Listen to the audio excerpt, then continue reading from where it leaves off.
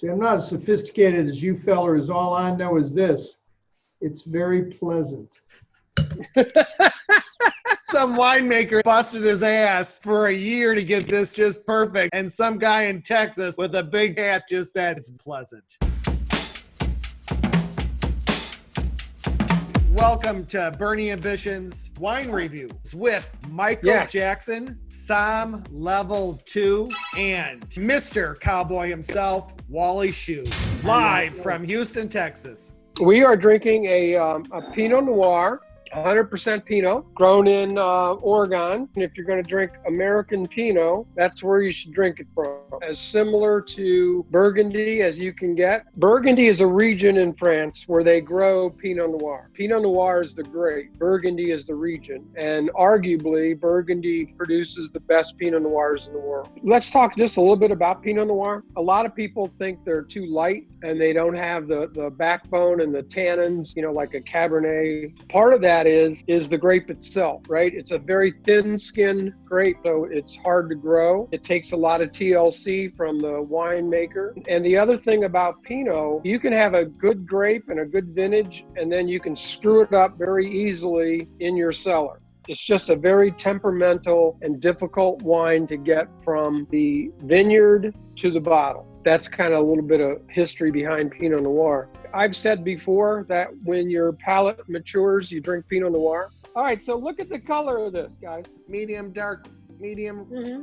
Yeah, but it's not super light either. What do you get on the nose, guys? Well, super fruit. I mean, like big black, red fruit. Blackberry. And there's definitely strawberry in there. It's well-rounded. All these great smells, not one out-competing the other. Nothing acidic or really, really, really nice. Very well-balanced, well-made wine. And I got to say, this has got a little body to it, too, where it's like you kind of feel like you're having a bit of a meal here. What is that? That's from the tannin. Tannins are natural in wines, and they primarily come from the skin. Cabernet is a thicker skin, and so that's where you get those bigger tannins, okay? And that's why it's, like you said, it's chewy. It's almost chewy in your mouth. And this has a little bit of that for a Pinot. It's surprising. Now, is that because of the thickness of the skin, does that affect the color? That's a good question, Jimmy, because a lot of people don't know this. All grape juice is clear, and where the color comes from is the skin. White wines rarely sit on the skins for any time at all. Red wines sit on the skins to get the color. Now, those skins, does that add flavor to it as it sits there? If you were just to get rid of those skins, if you took like a Pinot Noir grape, took the skins right out of the, whatever they're, the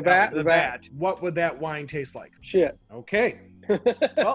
well, pleasant and shit so far. You don't want that. Yeah. None of that, boys. A lot of body, complexity, flavors, tannins, and everything that makes up that red wine comes from that skin. Okay. One of the other things I noticed about this, bit of a dry finish to it.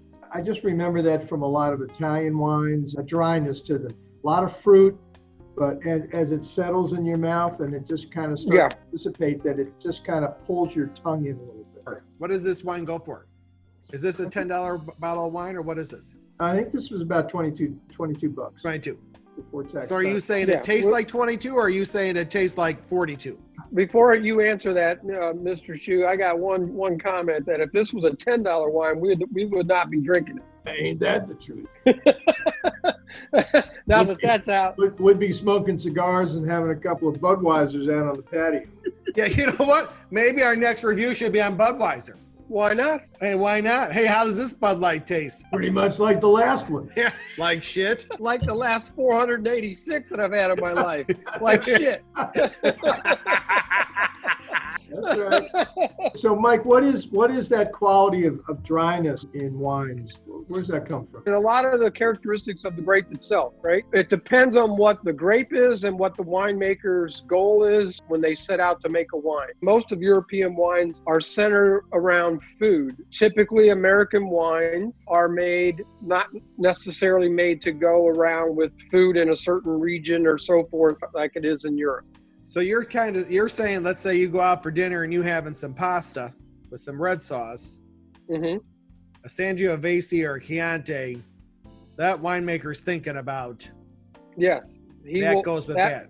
You're absolutely right. It'll stand up to the acid and so forth in that tomato. And in France, it's going to go with butter and oil. Butter. And, richer foods, Well, as usual, you won that race, my brother. Hey, let me just say to America, that's my brother's second bottle. So you know.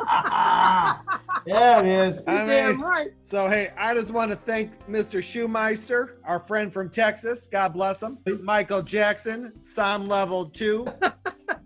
Ciao, baby.